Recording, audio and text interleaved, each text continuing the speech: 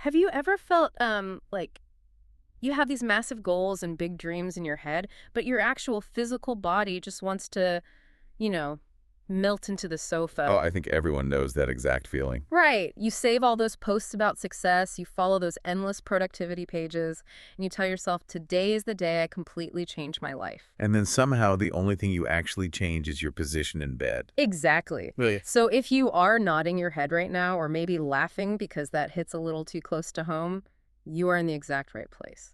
It really is this profound tension that almost everyone experiences. I mean, that conflict between the desire to achieve everything and the physical urge to do absolutely nothing. Yeah.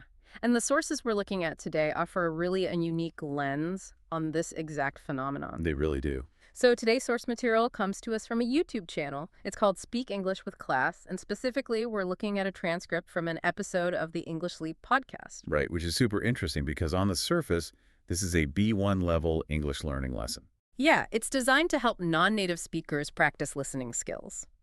But our mission for this deep dive today is to look a little closer at the actual content.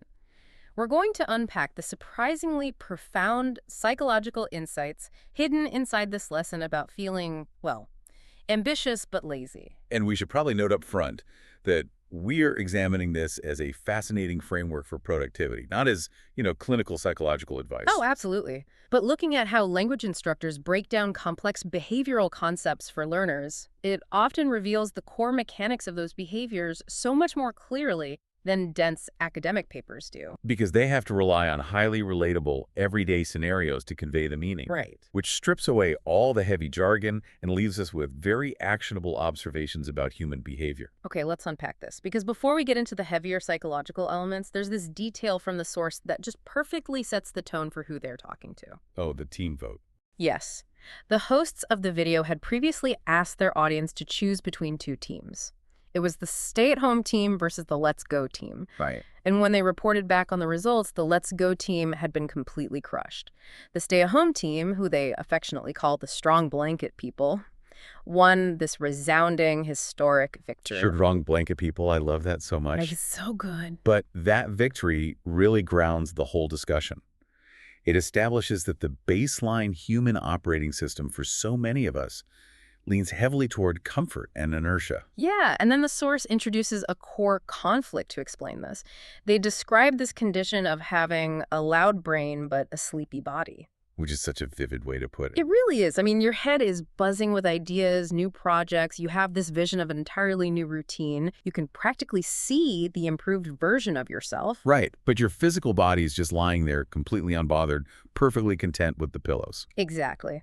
So how does the source reconcile those two extremes living in the exact same person? Well, they approach it by dismantling the idea that this disconnect is somehow a character flaw. Okay. Because the prefrontal cortex, the part of your brain responsible for planning and imagining, that part loves big dreams. It thrives on the dopamine release that comes from simply visualizing a better future. But the body doesn't. Right, or rather, the older, more primitive parts of the brain are deeply averse to massive effort.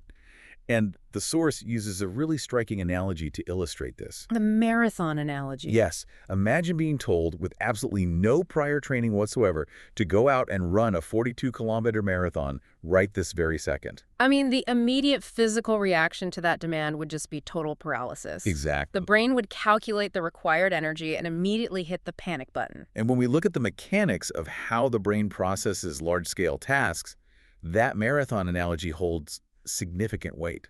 Well, when you present yourself with a giant vague goal like learn a new language perfectly, or start a business, or even fix my entire life schedule, your brain registers that massive mountain of effort as a metabolic threat. It actually sees it as a threat. Yes, it perceives a 42-kilometer marathon with zero training.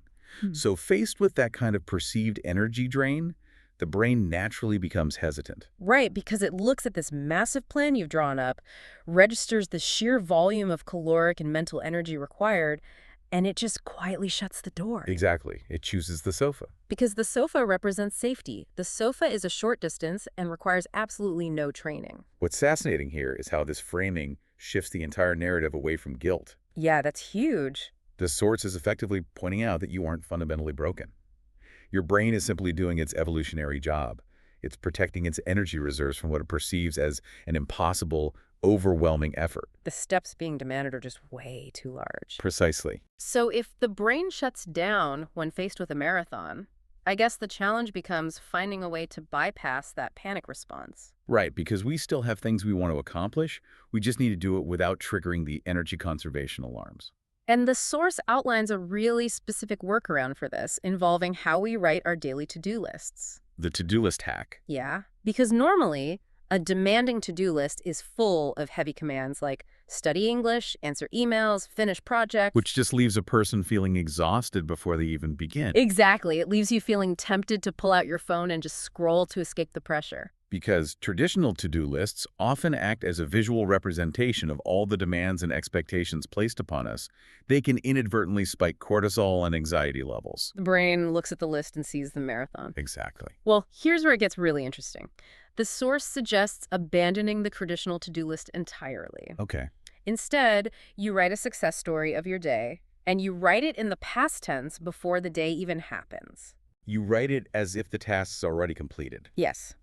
The specific example they provide changes this dramatic, heavy list into a simple narrative. They wrote, I worked on my project for 15 minutes, I moved my body a little, and I felt proud. See, changing the tense from a future demand to a past tense narrative fundamentally alters the cognitive load. Because it's a story, not an order. Right. When you read a list of commands, you feel the weight of execution. But by writing a small success story in the past tense, you're engaging the brain's predictive coding in a non-threatening way. The brain reads that simple, completed narrative and determines that it isn't a marathon at all. It reads like a manageable, low-stakes scenario. It lowers the barrier to entry so much that it just feels like you are simply going to have a normal, kind day. And it removes the paralysis of the unknown. By scripting the day this way, it forces the brain to figure out what a functional, realistic day actually looks like without all that pressure of perfection. You're no longer staring up at a terrifying mountain peak. No, you're just looking at a mild, manageable slope. The only remaining job is to step into that pre-written narrative. Which handles the planning stage nicely, but the source also addresses the reality of actually sitting down to execute a task, especially one that is inherently understimulating. Because we all have an impulsive side to our brains. Oh, absolutely. You sit down at the laptop to do the work, and suddenly the brain decides that cleaning the refrigerator is the most urgent thing in the world. Or maybe checking plane tickets to another continent. Yes, always the plane tickets. Well, when a task lacks sufficient stimulation, the brain will inevitably seek out novelty elsewhere. It's constantly searching for a dopamine hit that the current task just isn't providing. So to combat that urge to flee the desk, the source discusses making the environment or the task itself just 10% more fun. Not turning it into a massive distraction. Right, just slightly altering the background conditions. For instance, they describe cleaning a room in total, absolute silence as a horror movie. It really is. But putting on music transforms that exact same task into a small party. Or taking a laptop to a cafe to pretend to be a serious writer working on a novel, rather than someone just answering boring emails. Modifying the environment is actually a proven method for regulating dopamine. Really? Yeah. By adding music or changing the physical location to a cafe, you're injecting just enough novelty to satisfy the brain's craving for stimulation. So it provides enough background dopamine to overcome the activation energy required for the boring task. Exactly. And another method the source highlights for these heavy tasks is what they call the speed round. Right, the speed round. This involves setting a timer for just 10 minutes. And during that time, there are no phones, no messages, just intense focus on the task. But the crucial element they emphasize isn't actually the focus itself. Right, it's the guarantee of a small reward afterward that you can look forward to. Yes? A cup of coffee, a quick stretch, or watching a short video. Structuring work in this way treats the brain's reward center much like you would treat a restless child. That makes a lot of sense. If you promised a tangible reward at the end of a very short, highly defined period of effort, the brain is far more willing to cooperate. It has an endpoint and a payoff, which prevents it from immediately demanding to return to the sofa. Even still, there are going to be days where even a 10-minute timer feels impossible to start. You sit there staring at the screen, completely frozen. Oh, definitely. So to address this, the source shares an observation about how the brain processes unfinished stories. They refer to it as the open tab secret. And the open tab concept in the source is a brilliant practical application of what psychologists call the Zeigarnik effect. The Zeigarnik effect. Let's unpack that. The Zeigarnik effect dictates that the human mind has a tendency to remember interrupted or incomplete tasks far better than completed ones. Okay. So when you start a task but don't finish it, your brain literally keeps a cognitive tab open. It's the exact same mechanism that makes it impossible to stop watching a television series after a massive cliffhanger at the end of episode 1. Yes. The brain simply demands to know how the narrative resolves. It's deeply uncomfortable with unresolved loops. Right? When a tab is left open, the unfinished task will continue to pop into your conscious awareness out of the blue. You could be eating lunch or going for a walk, and your brain will spontaneously remind you that the loop hasn't been closed. So what does this all mean? It means we can strategically use this psychological quirk to bypass our own resistance. Exactly. When the brain sees a 3-hour report, it sees the marathon and shuts down. The strategy is to never promise the brain that you are going to finish the report. Never. You only promise the brain that you will write a single sentence. By writing just one sentence, you manually trigger that Zeigarnik effect. You have opened the tab. And once that tiny loop is established, the brain's natural desire for completion kicks in. It wants to see what the next sentence looks like. The momentum generated by simply opening that cognitive tab is frequently enough to carry you through the friction of starting. It essentially turns the brain's own mechanisms in on itself. It does. But the source also points out a trap. And it's one that looks like productivity, but is actually just another form of avoidance. They call it fake busy. Fake busy. This is when you spend the entire day in constant motion, organizing things, moving things around. But at the end of the day, no actual progress has been made on the things that actually matter. Fake busy is a particularly insidious state because it provides the illusion of momentum. You feel tired, so you assume you worked. Right. You feel the physical fatigue of having worked, which satisfies the conscience, but you're expending energy on secondary or tertiary tasks specifically to avoid the primary intimidating task. And the examples they provide in the transcript are painfully relatable. Oh, they really are. Spending an entire hour changing the highlight colors in your digital notes instead of actually reading the material. Organizing a perfectly clean desk 3 times in one afternoon. Or, ironically, sitting on the sofa watching 5 consecutive videos about how to be more productive. It's a stubborn habit to break because it feels safe. It mimics the sensation of productivity without exposing you to the actual cognitive risk or effort of the heavy task. So how do we counter this? To counter this, the source introduces a framework designed to cut through decision fatigue. They call it the 3 boxes system. Right. The system asks you to imagine 3 mental boxes for your daily inputs. Box 1 is for things you absolutely must do today. Box 2 is for things that would be good to get done sometime this week. And box 3 is for things that honestly can be done later or perhaps never at all. And the true power of the 3 boxes system lies in its ability to relieve cognitive load. Because decision fatigue happens when the brain is just overwhelmed by trying to prioritize this massive, unorganized list of inputs. Exactly. By actively placing watching productivity videos into box 3, you are granting your brain permission to stop processing it as an urgent demand. Filing it away as later or never closes the loop. It frees up the mental bandwidth needed to focus entirely on the single item in box 1. And the source connects this tendency to avoid the main task directly to perfectionism, which is super interesting. It is. They suggest that perfectionism is often just a very well-dressed form of laziness. A well-dressed form of laziness. Yeah. It is the internal voice declaring that if you cannot execute a task flawlessly, like a star, then it is better to not even start. Because perfectionism functions as an exceptional defense mechanism against the marathon. Right. If the absolute prerequisite for beginning a project is flawless execution, the brain is guaranteed a permanent stay on the sofa. The fear of producing mediocre work becomes the perfect excuse for producing no work at all. Exactly. So to dismantle that perfectionism, the source proposes giving yourself explicit permission to be bad on purpose. Bad on purpose. Yes. You choose an activity and deliberately do it poorly.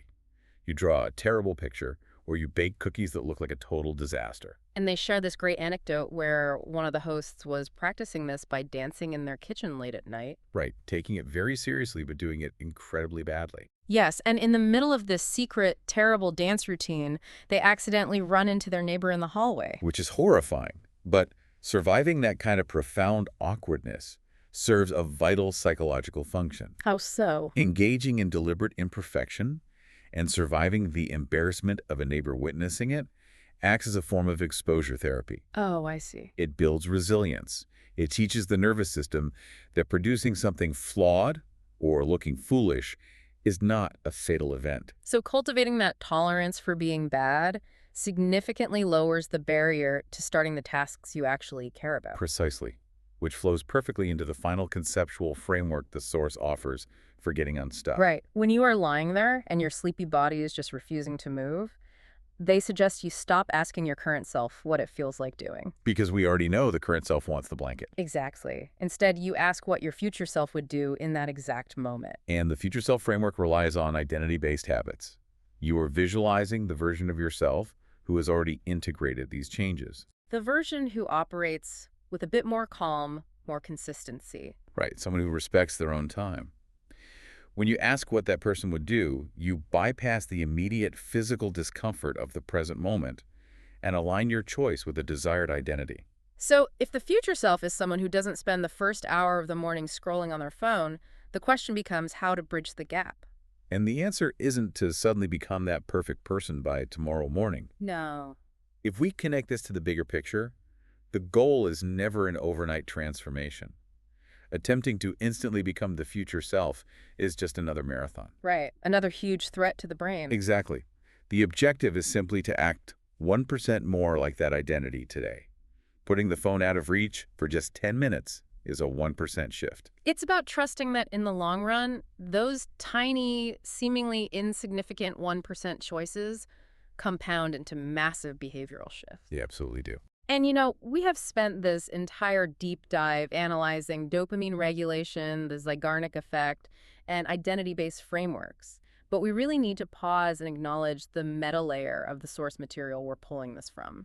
It is a brilliant piece of dual-purpose design, because the entire text was engineered not as a psychology seminar, but as an English learning tool for non-native speakers. Right. The creators embedded high-level behavioral science within a B1 vocabulary lesson. And the way they wove the target vocabulary into these psychological concepts is seamless. Yeah, without even explicitly announcing it, we have been utilizing their exact vocabulary list throughout our entire discussion today to explain these high-level concepts. We really have. We discuss how the brain becomes hesitant when faced with a massive caloric drain. We noted how standard to-do lists leave us tempted to escape through distraction. We analyze the impulsive nature of the brain seeking novelty. And the stubborn habits of fake productivity that mimic real work. We looked at the exposure therapy of choosing to run into awkwardness. And the necessity to figure out what a normal, kind day actually looks like. We discussed gamifying tasks to give the brain a reward to look forward to. And the relief of finally getting your loud brain and sleepy body on the same page. We explored how unresolved tabs pop into our awareness out of the blue. And how 1% shifts compound in the long run. This raises an important question about how we interact with the media around us. We often consume information superficially, evaluating it solely on its stated premise. Yeah. But by looking closer at a simple language lesson, we uncovered a masterclass in behavioral psychology. It suggests that profound insights are often hidden in the most unexpected everyday places. It is a really powerful reminder to stay curious about the content we encounter. So to bring all of these concepts back to you listening right now, Right. if you are currently feeling trapped between the massive ambition in your head and the pull of the sofa, remember that you are not dealing with a fundamental character flaw. Not at all. Your brain is simply terrified of the massive, unorganized effort you are threatening it with. To bypass that fear, you have to lower the stakes. You need to write your days as past tense success stories to reduce the cognitive load. You need to inject enough novelty into your environment to regulate your dopamine. You need to open small tabs by committing to just a single sentence. And you need to build the resilience to be bad at something on purpose. Make sure you and your brain are operating on the same page. Treat your mind less like a machine that needs to be disciplined and more like a system that needs to be understood and gently redirected. Such a great way to frame it. You know, we have framed the brain's desire for the sofa as an obstacle to be outsmarted today, a hurdle in the way of our ambition. But looking at the sheer power of that biological drive leaves you with something to ponder. Oh. What if this intense pull toward laziness isn't a modern failing of willpower at all? What if it's rather a highly evolved, ancient survival mechanism functioning exactly as intended. Wow. If our neurological architecture is perfectly designed to hoard energy and avoid unnecessary exertion to keep us alive, perhaps our modern obsession with endless, constant, relentless productivity is the actual artificial construct. That is wild. Just something to think about the next time you find yourself entirely content under a strong blanket. That is a perspective shift that changes the entire conversation. Thank you for joining us on this deep dive into the mechanics of ambition and rest. Tonight, before you go to sleep, try experimenting with that cognitive shift. Write down tomorrow's tasks in the past tense. Just a few small lines describing a kind, normal day. See how your brain reacts to the change in pressure. Until next time, keep looking closer.